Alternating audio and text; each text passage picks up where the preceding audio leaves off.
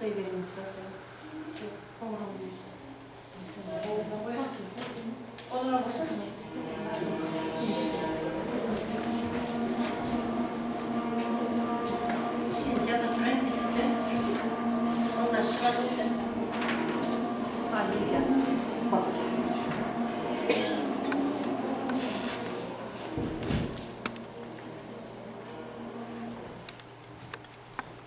Сәлематсыңдар ма балалар? Көңіл күйлерің қалай? Бүгін бізде ерекше күн. Қонақтар қатысып отыр сабағымызға. Сабағымызға сәттілік тілеп, сабағымызды бастайық. Бүгін сәуірдің 21-і. Жаңа бөлім ұлы дала табиғаты. Сабақтың тақырыбы Алтын Емел ұлттық саябағында.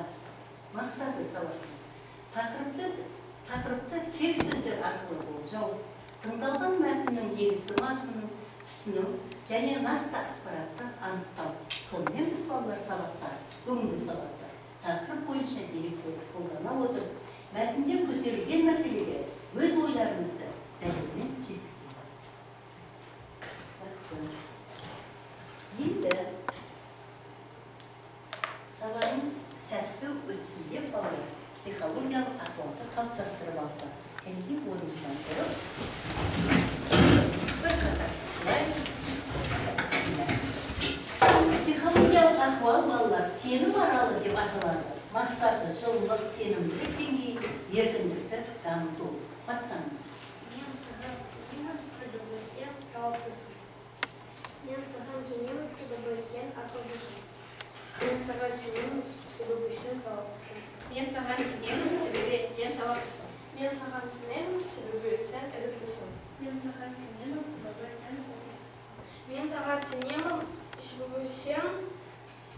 ақылдысың. Мен саған сенемін, себебі сен талаптысың.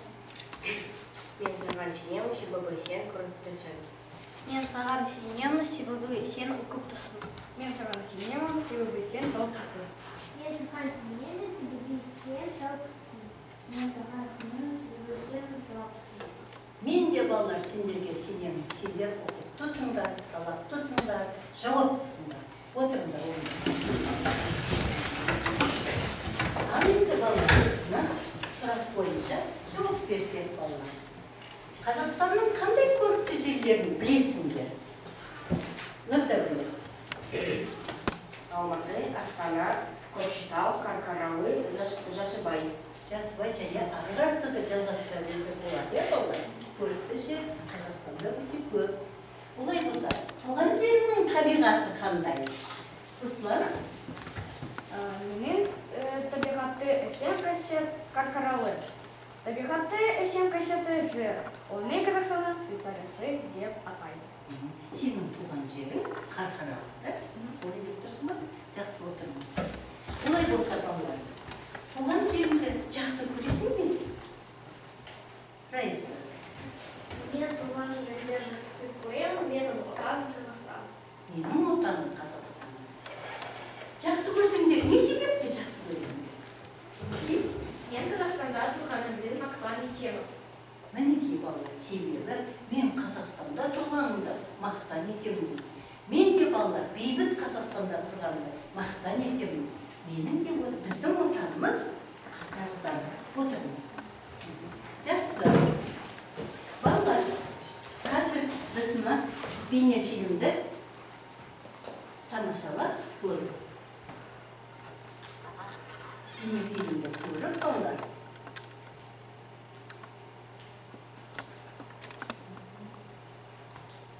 Бейнефильмді көріп, тақырыпты анықтап алайық балалар. Алтын Емел ұлттық мемлекеттік табиғи саябағы 1996 жылы 13 сәуірде ұйымдастырылды. Ұлттық саябақтың территориясы 520 мың гектар жерді алып жатыр. Саябақта таулы аймақ, құмды шөлді аймақ, жазық далалы аймақ, қырлы жоталы аймақ және топырақты далалы аймақ бар. Негізгі бөлігі таулы массивтерден тұрады. Таулы аймақтар теңіз деңгейінен 1200-ден 2500 метр биіктік аралығында орналасқан. Үлкендігі жағынан Қазақстандағы ең үлкен табиғи саябақ. Саябақтың территориясында көптеген туристік мекендер бар. Саябақтың климаты шұғыл континенталды. Алтын Емел ұлттық табиғи саябағында 1800-ге жуық өсімдіктің түрлері бар.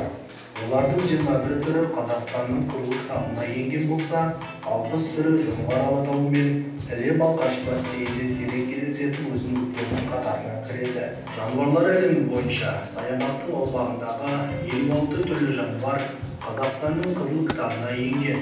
Соның ішіндегі 25 түрі жәндіктер, 3 түрі балықтар, 2 түрі қосмекенділер, 1 түрі бауырмен жорғалаушылар, 12 түрі құстар, 10 түрі сүтқоректілер. Саябақты ұйымдастырудың мақсаты ретінде бірегей табиғат кешенін сақтауды, тарихи мәдени ескерткіштерді қорғауды, азайып бара жатқан әрі сирек кездесетін өсімдіктер мен жануарлар әлемін сақтап қалуды және экологиялық туризмді дамыту саясатын атауға болады. Жақсы балалар. Иә, сонымен бұл бейнефильм не туралы екен балалар? Мирас, айтыңызшы. Саябақтар туралы дейді. Қандай саябақтар туралы? Алтын Емел ұлттық саябағы. Алтын Емел. Одан не көрдіңіздер? Саябақта түрлі жан-жануарлар, өсімдіктер, өзен сулар бар. Соларды көрдіңіздер. Олай болса балалар, бүгінгі біздің сабағымыз Алтын Емел ұлттық саябағына саяхат жасаймыз. Бүгін сіздермен бәріміз бірге. Ол үшін біз пойызға мінуіміз керек балалар. Пойызға міну үшін біз билет алуымыз керек. Қазір орындарымыздан тұрып келіп билет алыңыздар. Кассаға келіңіздер.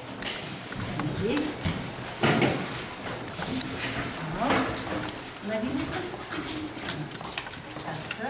Қай вагон екенін көріп, вагондардың бойынша отырыңдар балалар. Мінекей. Ал. Вагондарымды көріп отырыңдар. Мінекей. Ал.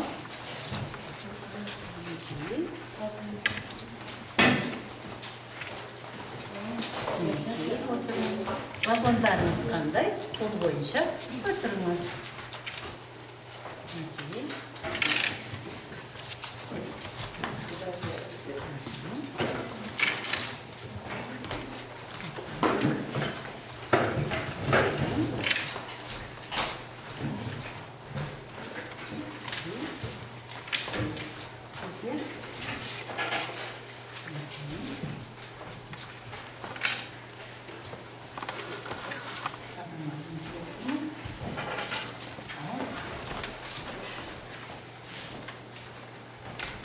Бақыттарыңыз алдыңыздар ма балалар? Енді бірінші вагон мына жаққа келіп жайғасыпты балалар. Екінші вагон сіздерге енді біз осы қалыппен балалар топқа бөлініп алдық. Биология тобы деп аталады. Бірінші вагондағы саяхатшылар, екінші вагондағы саяхатшылар география тобы деп аталады балалар. Себебі жер су атауы болғандықтан біз география тобы дейміз. Ал енді өсімдіктер дегеннен кейін біз осы өсімдіктерге байланысты биология тобы деп бөлдік. Жақсы. Енді балалар, біз енді вагондарымызға жайғассаңыздар, нөмір 5-ші Қарағанды Алтын Емел бағытындағы пойыздың жүруін хабарлаймыз дейміз. Сөйтіп балалар, пойызымыз алға жылжиды. Пойызымыз жүріп келе жатыр балалар. Енді бізге бірінші келіп тоқтаған станциясымыз балалар біздің жаңа сөздер деп аталады екен. Қанекей жаңа сөздер. Қайсымыз оқып жібереміз? Ксения оқып жіберіңізші? Ұлттық қорық, национальный заповедник, Унгаглер, Біз жазып отырамыз дәптерімізге. Жер көлемі, площадь земли, мекендейді, обитает, қорықшы, егер. Жақсы. Дәптерімізге жазып алыңыздар жаңа сөзді балалар.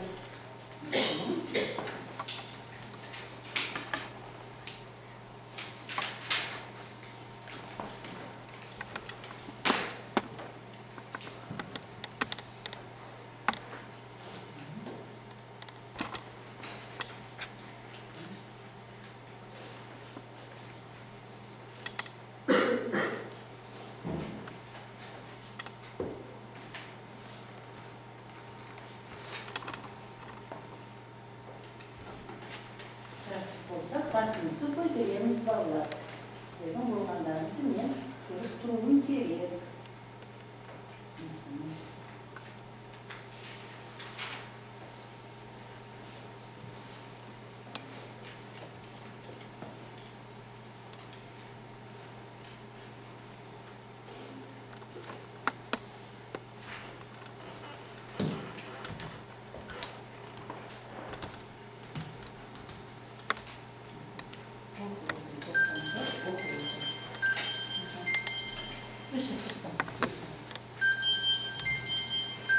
Өшіріп тастаңыз.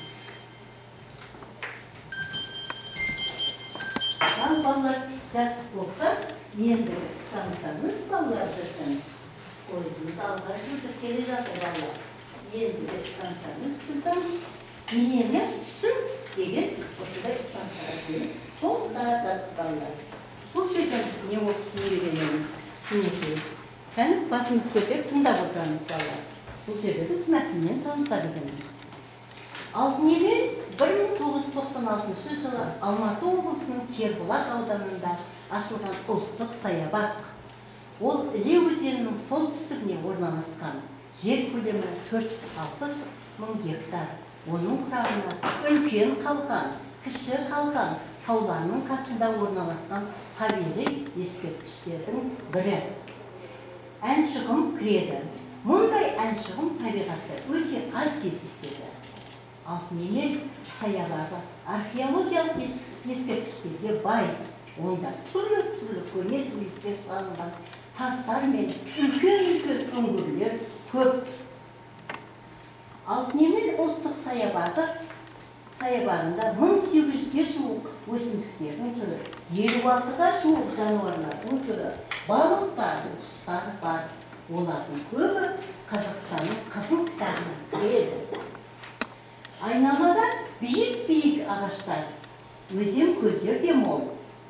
Оларға жан-жақтан келген туристер қызыға қарайды. Саябақта 17 қорықшы бекеті мен 3 туристік бағыт жұмыс істейді. Мінекей мәтіннің мазмұны осындай балалар.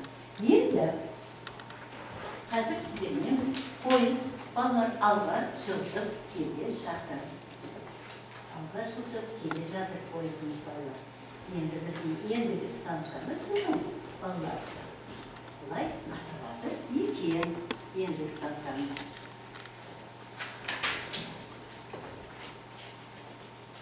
Картадағы сұрақтарды Алтынемел саябағы балалар. Картадағы сұрақтарды оқулықтан тауып оқу әдісімен біз қазір жауап береміз. Кәнеке кітаптарын 104-ші бетін ашып дайындалып отырамыз. Бірінші сұрақ. Біз қалай екенімізді. Саябақ қай жерге орналасқан балалар? Саябақ қай жерге орналасқан? Нұрдәулет оқып жібермесші? Ол Іле өзенінің солтүстігіне орналасқан. Солтүстігіне дұрыс па жауабы? Дұрыс. Жауап беріп отырыңыздар балалар. Екінші сауалымыз. Оның құрамында қандай таулар кіреді? Иван, оқыңыз. Оның құрамына қандай таулар кіреді? Оның құрамына үлкен қалқан, кіші қалқан, таулар кіреді. Таулар кіреді. Үлкен қалқан, кіші қалқан таулары кіреді. Жақсы. Енді саябақта қандай өсімдіктер, саябақта өсімдіктердің қанша түрі өседі?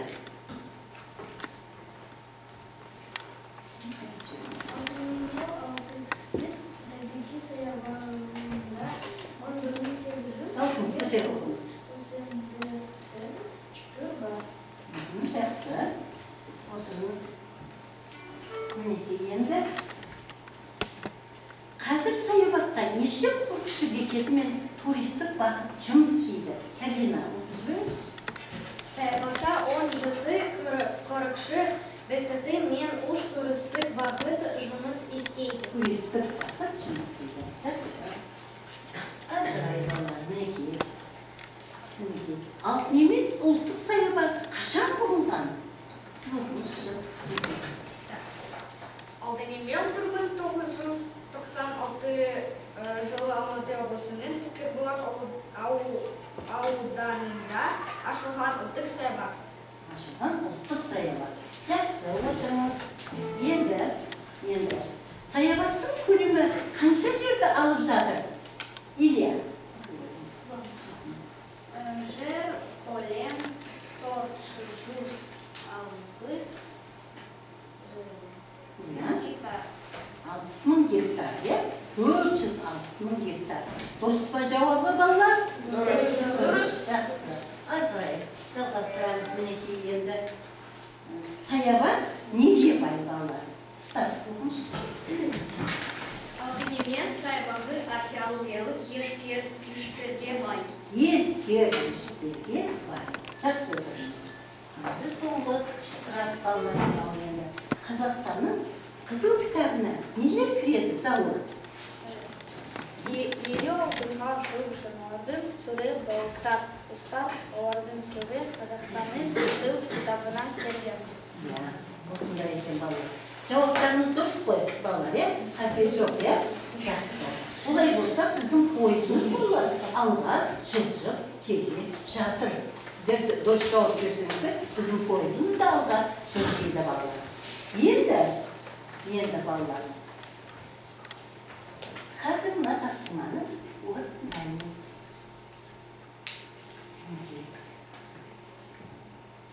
Мына станцияға келіп, тоқтады біздің пойызымыз, балалар. Қазір. Мына станцияға келіп, тоқтады, балалар. Бұл станция 5-ші тапсырма деп аталады екен, балалар. 5-ші тапсырма деп аталады екен. Мінекей. Бұл жерде біз көптіктен орнына керекті қос сөздерді қойып, сөйлемді көшіріп жазуымыз керек екен. Қазір көреміз, қандай сөздер екен ол. Ашылсын енді.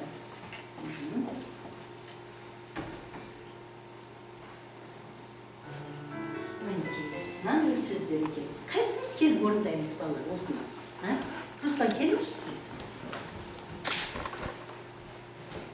Осыны келіп орындап жіберіңізші, сіздер компьютер жақсы меңгергенсіздер ғой. Алтын Емел Қырғызстандағы ең үлкен табиғи саябақ жоқ. Мұнда жоқ екен, Мұнда саяхаттаушылар жиі-жиі келеді. Саябақта тарихи ескерткіштер жоқ. Үлкен таштардан салынған түрлі суреттерді көресің. Мен газет журналдардың Алтын Емел туралы қызық әңгімелерді оқыдым. Жауабы дұрыс па, балалар? Дұрыс. Жақсы, отырыңыз, рахмет. Отырыңыз. Ал енді, балалар, шаршаған боларсыздар, балалар.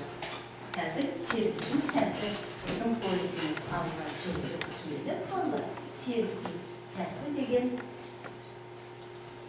станцияға келіп тоқтады.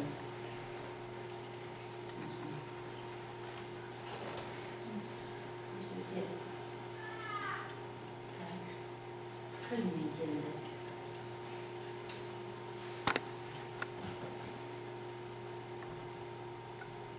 Мінекей, балалар.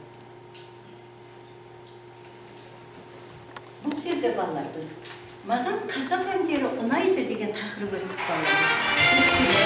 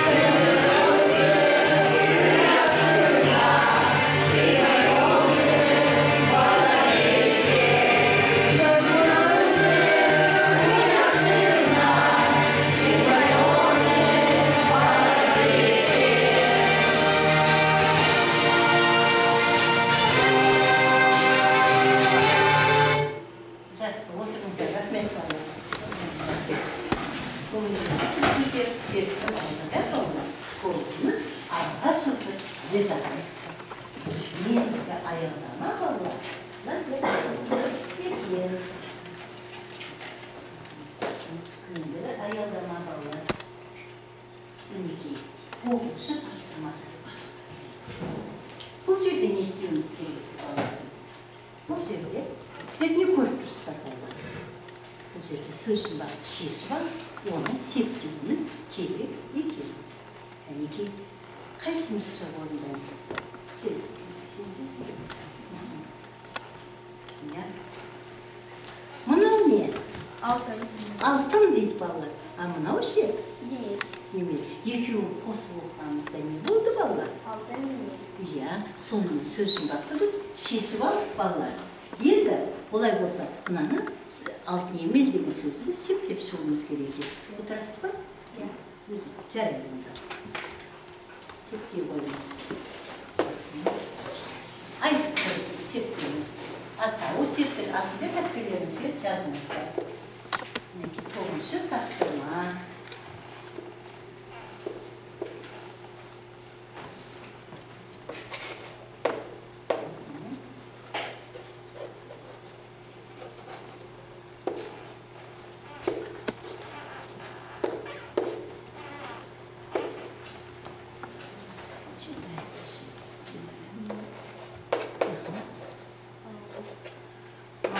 Altın Altın yemek.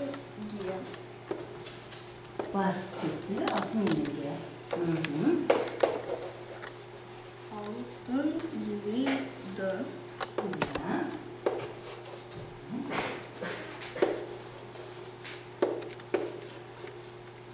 Altın yemek.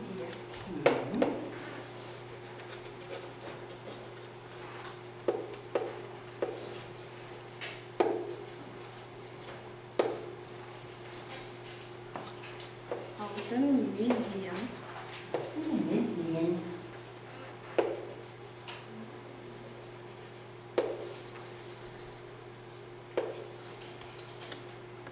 Altın yemek.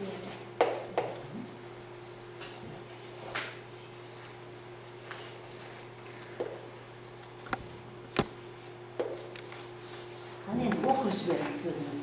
Septik'in atalımını okuyunuz. Атау септігі алтын емел, әлек септігі алтын емелді, бары септігі алтын емелге, табы септігі алтын емелді, жаты септігі алтын емелде, шығыс септігі алтын емелден, көмекте септігі алтын емелмен. Dürüst cevap verme bana. Doğru. Oturunuz. Yani bizim poezimiz tağı da alga çalışıp geliyor şarkı. Şimdi dürüst cevap vereceğim sayın bana. Poezimiz alga kadar çeviriyor. Yedi bana. Hani ki buna stansıya gelip poezimiz toktadı bana. Toptukcumuz diye bakalım. Bu cümle ne istiyoruz gelip bana. Неге біз алтын емел ұлттық саябағы туралы мәтін құрап жазуымыз керек. Қажетті сөздеріміз балалар, саяхатшылар, қорықтың таңбасы, қорықтың картасы, әнші құм, алтын емел саябағы. Мінеке өздеріңіз көріп тұрғандай, мінеке карта, алтын емел саябағы, әнші құм, таңбадағы тас және саяхатшылар. Әнеге осыны біз топтық жұмыс бірге орындаймыз.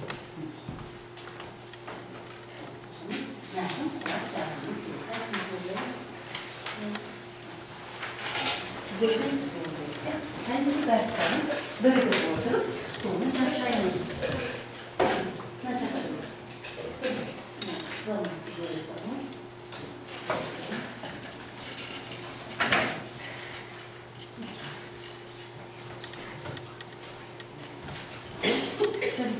Akıldasız olduğunu məhdum qılarlar.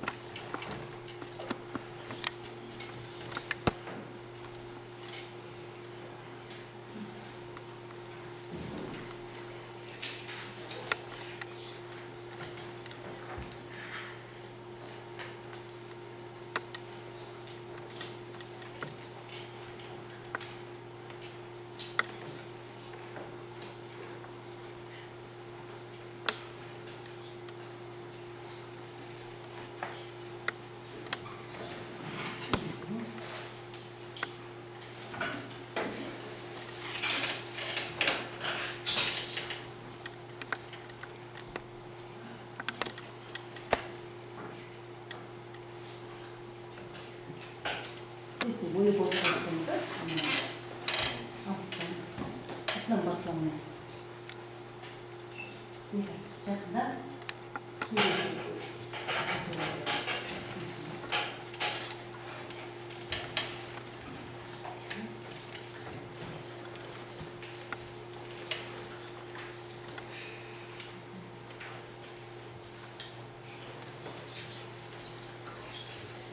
ашып қояйын ба?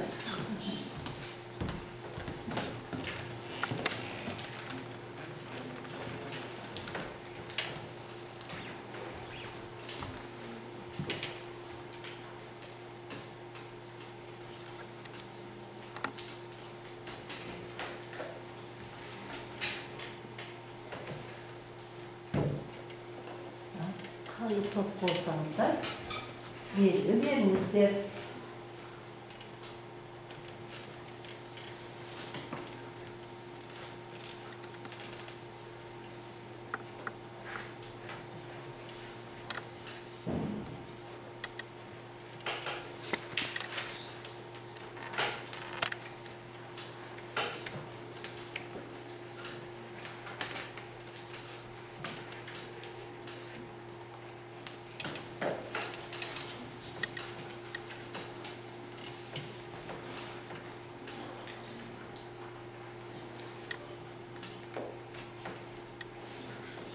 Оқыңыз?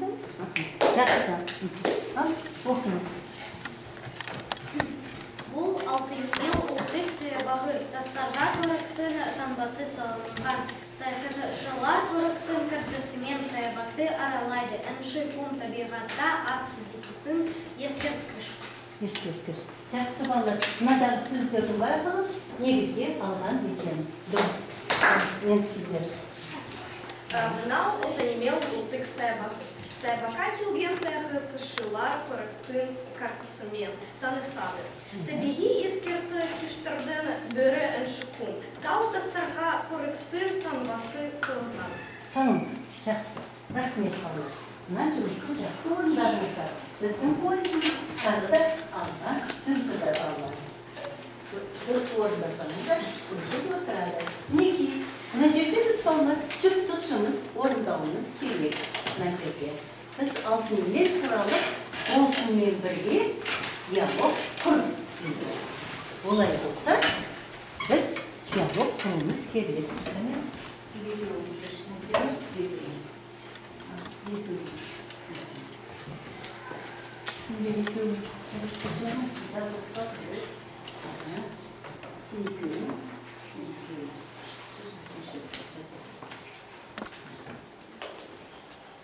Болсында айтасында.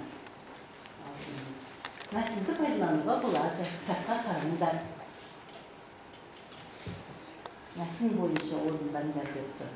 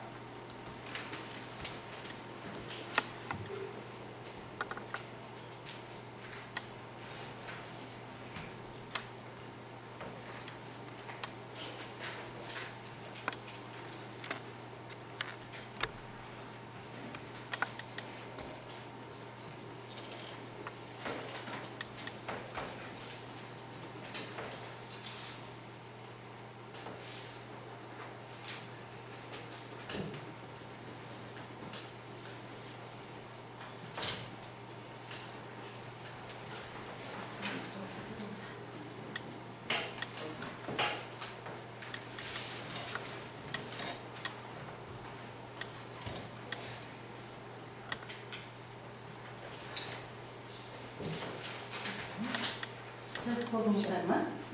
Жақсы. Жазып болдық дейді. Келе барды. Сізді оқимыз.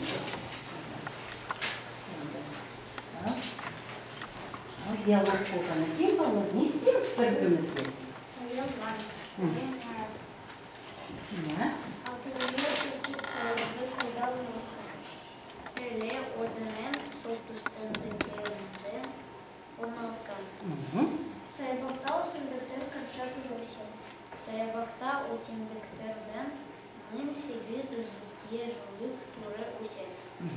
Алтынемел ұлттық саябағы туралы көп білгі келеді. Жиі маған жануарлар ұнайды. Маған жануарлар ұнайды. Көп білгім келеді. Жақсы. Жақсы отырмыздар. Мінекей балалар. Сіз келіңіз енді, екеуміз. Ал, сіздерін айтасыздар. Сәлем, Нұрик. Сәлем, Заур. Сен білесің, Алтынемел ұлттық саябағы қай жылы ашылған? Я, мен білемін. Алтынемел ұлттық саябағы 1996 жылы ашылған. Және сен білесің, саябақта өсімдіктердің қанша түрі өседі? Я, саябақта өсімдіктердің 1800-ге жуық түрлі өседі. Рахмет, Нұрик, сау бол. Сау бол, Заур. Және сен білесің бе емес, сен білесің бе деп айта берсе, және деген сөз қоспақ қой. Жақсы, сіз екеуміз келіңіз. Және деген сөз қоспақ қойыңыз. Сәлем, Илья. Сәлем, Жен.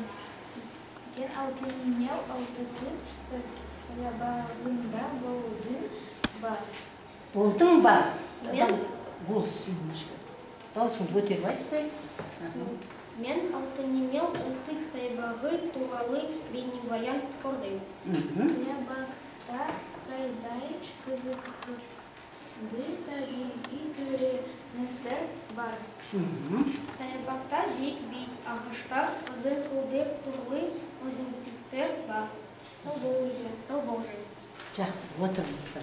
Енді осы жетеді үш баланы тексердік балалар. Біз арқарда қойсыз, жалғасып келіп жатыр енді. Балалар, мынандай қазір сіздермен бірге мынандай танымдық тапсырма орындасақ балалармен кейін. Мынандай танымдық тапсырма орындасақ.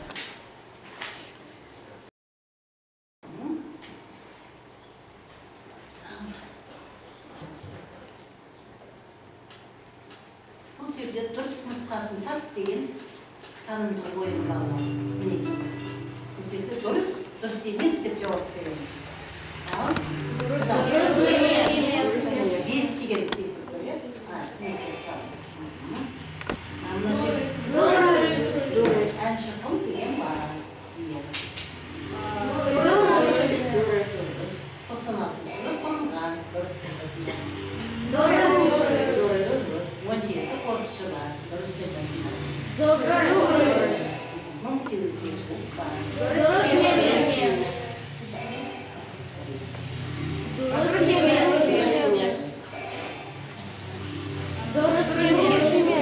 Иә, ана жерде екі деген сан. Иә.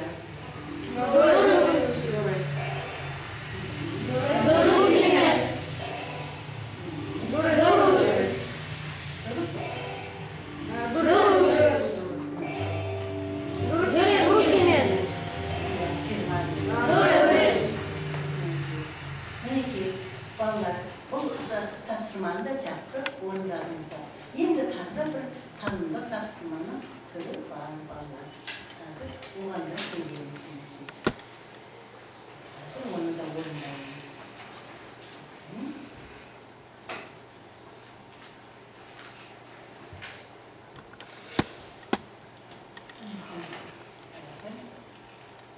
Ашылсын, орындаймыз балалар. Бұл жерде біз балалар түбір сөздің дұрыс нұсқасын тауып айтуымыз керек екен бұл жерде. Мынаған енді дұрыс нұсқасын тауып айтуымыз керек. Бағдар. Шам. Шам. Шам. Ал. Дұрыс екен, ал. Енді тау. Тағы да жол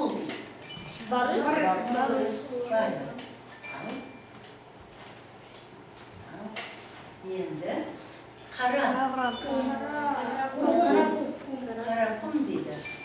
Дұрыс. Кер. Бұлақ.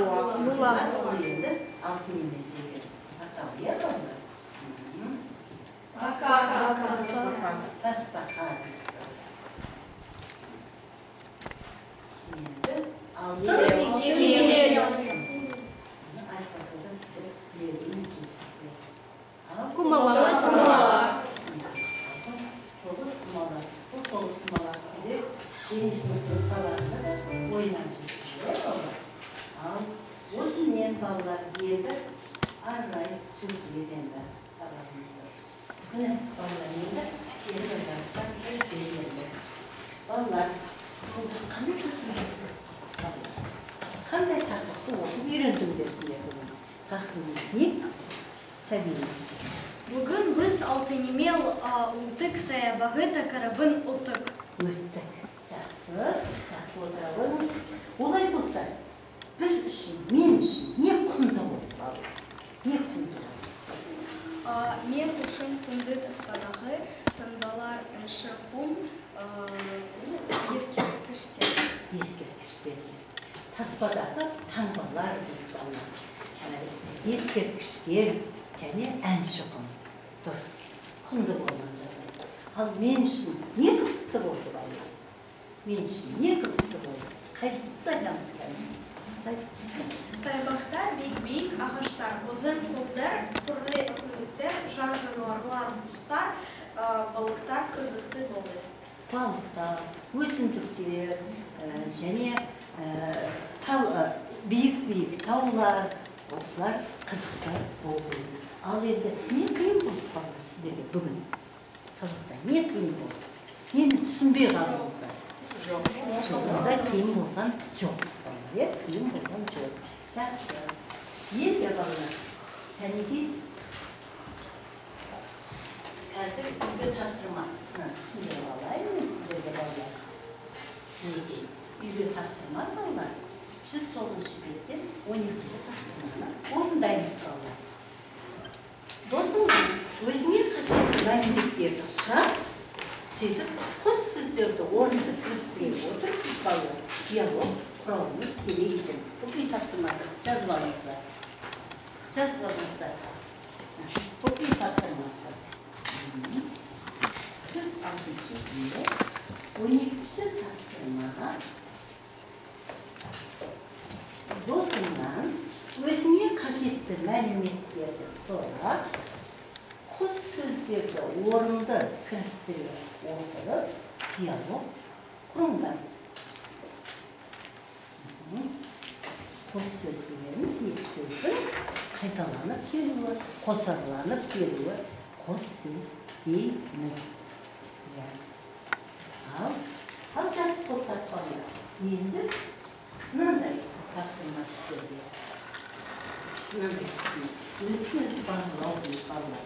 Мынандай 10 балдық бағалауды тәсілдерге тарқатып берейін. Қарап шығасыздар да, бүгінгі сауалдар өздерін бағалаңдаршы. Қандай бағада сіздер жауап бердіңіздер, жұмыс істедіңіздер. Солай деп ойласаңыздар, мәселен, мен бәрін жақсы жауап бердім. Мен 10 балға білімім жетеді дейтінде, онда біз 10 балды не істейміз? Дөңгелекті бояйды екенбіз. Олай болмай енді жақсы жауап бердім десек, не істейміз? 7-ші, 8-ші дөңгелекті бояймыз.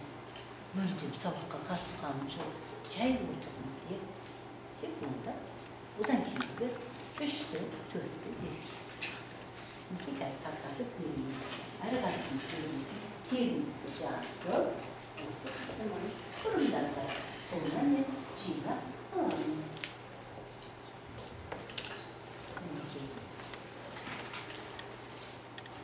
Қарап, бояймыз балалар. Өздерінің жауаптарына қарап отырып. Берші. Русланға бер, Сабина.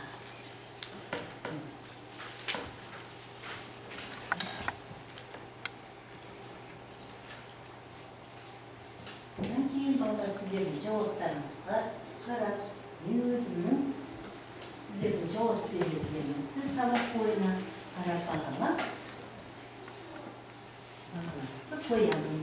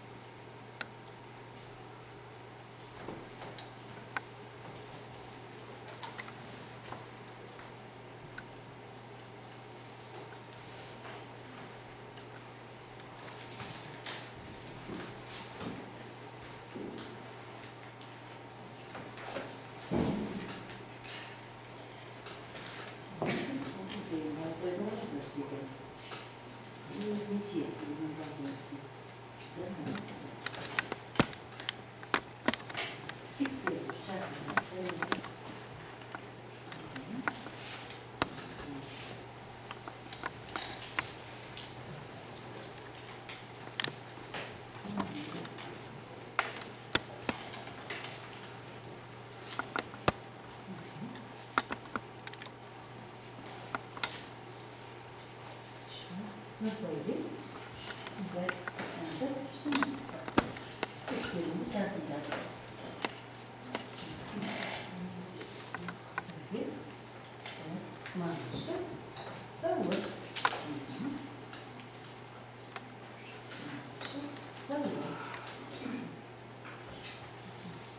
Miniki ballar. Osılay bu bərimiz yazıb шығайық. Miniki zavur. Osılay yazıb çıxırtmaz. Zavur ve gözünü maalesef yaptı. Sizler de soracağız. Bana farklı kapsamızda.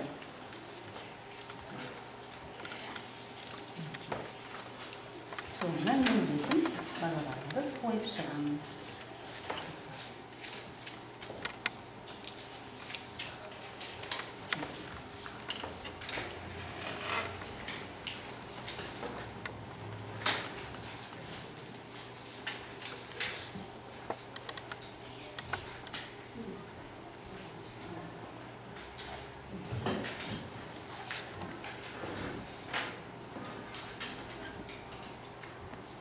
Ballar.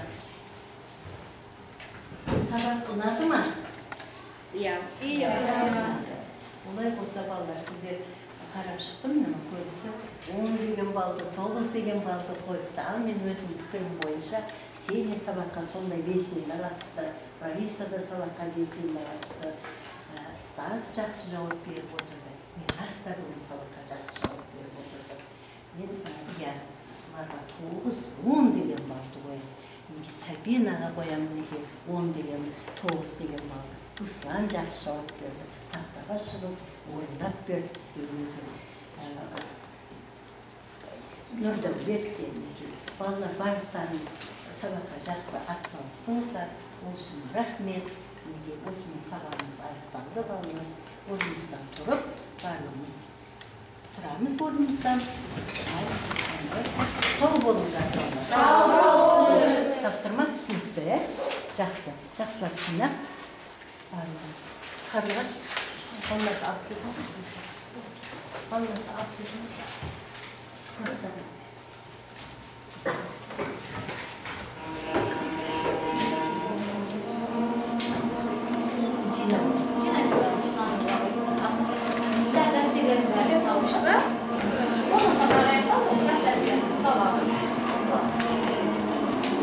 Tamam.